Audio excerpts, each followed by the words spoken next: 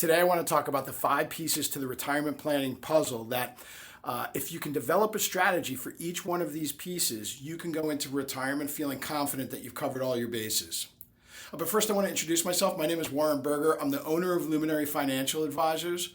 We're based in Cocoa Beach, Florida, but we serve people all over the country, and we help people create retirement plans with an emphasis on tax efficiency. So before I get started, this framework is based on what we do with our clients, but you can totally do this on your own. So the number one piece is income planning. And all that means is that you have a secure and stable way of paying all of your living expenses. So the first thing you have to look at is Social Security optimization. When are you going to take Social Security?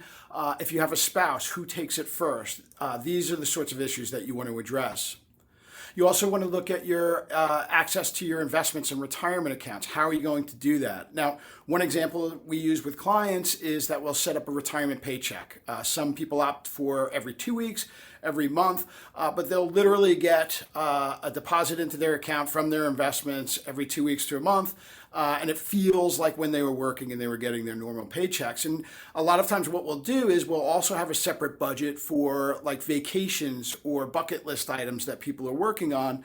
And when those things come in, we might have them pay with a credit card and then let us know, hey, we spent X amount of money on this trip. And then we already have those funds set aside in their investment account to just pay directly, either to them to pay their card, or sometimes we pay the credit card directly. So there's a lot of different ways to do this, but you want to make sure that you're setting yourself up for that stability. And then you're also going to want to look at longevity planning. And all that means is making sure that we are using the funds in such a way that we don't run out of money throughout our retirement. This brings us to number 2, which is investment planning. Now, you want to make sure that you have a portfolio that reflects your own personal feelings towards risk, while still maintaining the growth needed to make sure that you can get to the end of your retirement and not run out of money. So I always tell people that there should be a bit of a gut check on this. So if you're seeing on the news that markets are moving or markets are going down, you should never feel as though your heart is in your throat when you're looking at your portfolio. So there's different ways to mitigate that. We use a 3-bucket strategy. I talk about that on the channel in another video, so you're welcome to take a look at that. Now, once you've established this portfolio, you're going to need to monitor it fairly regularly. We always recommend for people doing it on your own, at least every year, you should be looking at your portfolio and rebalancing it back to that risk tolerance profile versus growth.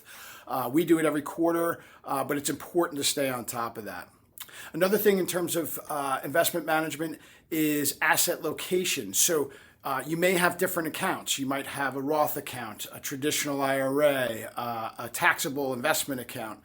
Optimizing which holdings you have in each one of those accounts could have a profound effect, really from a tax perspective.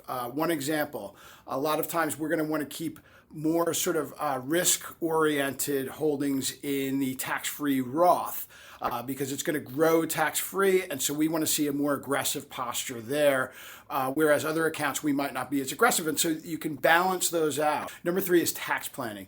And I think it's arguably the biggest piece because I always tell people that the biggest bill that you're going to pay throughout your retirement is your tax bill.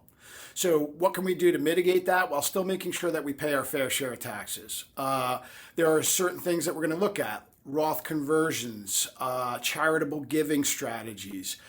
When you're taking that income strategy, massaging tax brackets so that we're leveraging the different accounts that you have to mitigate taxes. So there are a few different components there, and that involves doing some planning and then working with that planning to come back to your CPA. Ultimately, mitigating taxes in retirement is a multi-step process. Optimally, your tax planning strategy should begin well before you retire. We like to start implementing some of these strategies and gradually moving towards them within 5 years of retiring. So just something to keep in mind. Number 4 is healthcare. We all know that healthcare costs are continually going up. They outpace inflation every year. And you want to make sure that you have a really good understanding of Medicare and the benefits that you're going to receive as you turn 65. And then any benefits that aren't covered, we want to make sure that we have a plan in place with funding that could cover certain things that might come up. Now, included in that healthcare planning is how are you going to handle long-term care? Long-term care being that care you may need towards the end of your life where you might have somebody that needs to come into the house, or you need to go into an assisted living facility and you're unable to take care of yourself. How do you want that to look? Is family going to be involved? Are you going to self-insure and take care of that with your own resources? Or are you going to look to put in place some insurance? There's a few different options there, but we want to make sure we have that in place well before we're into retirement. And finally, number 5 is legacy and charity planning. And really all that is making sure that the assets that you work so hard for throughout your life go to the people that you most care about and support the vision and values that you've had throughout your life. So that means that you have a will or a trust in place. It means that you have informed your family of what your wishes are. It means that your beneficiaries on investment accounts, retirement accounts, are all set up the way that you would like. And then periodically reviewing that over time to make sure that sometimes family situations change, sometimes your wishes may change, that your estate planning accurately reflects what you would like to happen after you pass.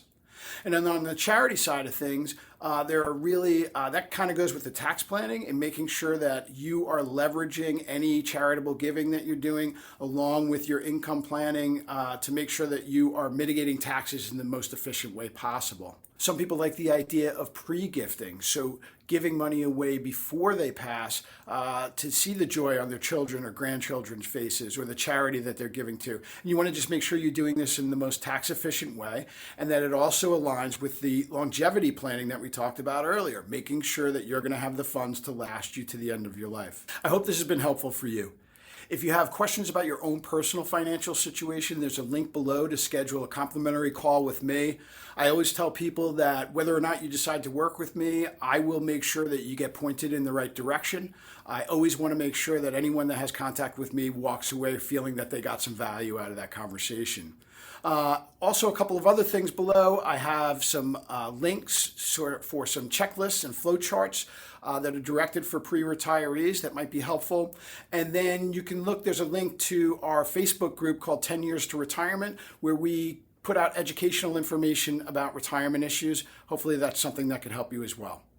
Thanks for watching the video, and we'll see you next time.